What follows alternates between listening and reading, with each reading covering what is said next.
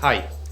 In the last video, we discussed a number of key insights into this idea of one-thing planning, and I want to continue that conversation now. Specifically, I want to talk about purpose, priorities, and productivity. 3 key insights. Whether you chunk out your time in terms of hours, half days, days, whatever, the key issue is that you prioritize those things that make a difference, that give you a high return on your invested time. And this means allocating time to them first. This is how you make purpose and priority productive. So let's talk about them in order. Most successful people use purpose like a compass. I often say that a life without purpose is a life not worth living, as opposed to a life without reflection is a life not worth living. But I think that what's interesting about purpose is it gives a sense of meaning, it gives energy, it gives focus, it builds confidence, it builds strength. And I think the ultimate source of strength and commitment and the ability to carry forward into the future and achieve real goals comes from a real sense of purpose. Prescription for extraordinary results is knowing what matters to you and then taking daily dose of action in alignment with that. This idea of back from the future thinking, this idea of goal setting to the now, starting big and drilling right down, lining up your dominoes, if you will, on your stereo of one thing. What this does, it trains your mind how to think, how to connect goals, and how to put goals in context. You're learning how to think big and go small, how to prioritize. So one-thing planning is really, really important for purpose and in developing purpose, also really important for prioritizing. I think one of the problems that people often have is they do get a sense of clarity around purpose, they do get a sense of clarity around the priorities, they have a plan, they have strategic goals and objectives, but they don't know how to actually give life to that, how to really become productive, how to maximize that. Successful people are without doubt the most productive people, and by that I don't mean that they work the hardest, although they do work very hard.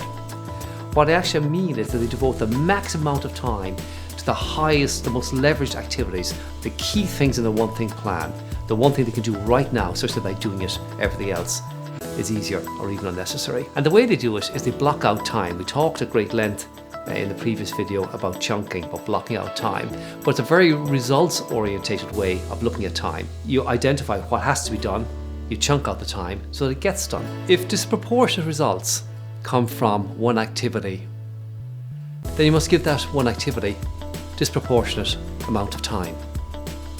It makes sense, doesn't it? This tends to be what we don't do. So I want you to think about this idea of productivity in terms of the allocation of time, identifying in the context of your purpose and your priority what are the critical things that you need to do, and then allocating time, chunking out the time, allocating the time and focusing on those things. Remember, 1 before 1 o'clock, focusing on those things until they're done. Just before I finish this video, I want to share one last thought with you, an insight again into the one-thing planning. And I don't know if any of you have ever read the book called The 4 Agreements.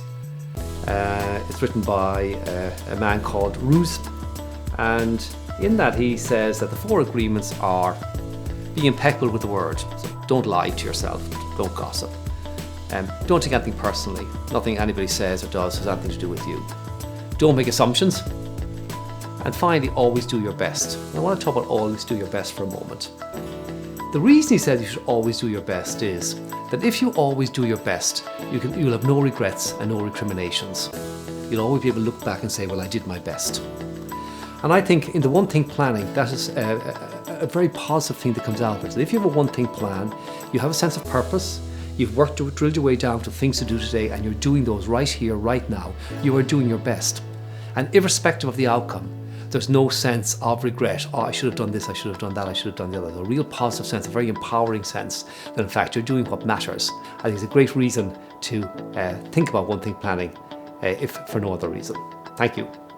You can find all of this that we've just discussed in the blog. So please go to the blog section of my website and read this for yourself. Print it out, share it if you wish.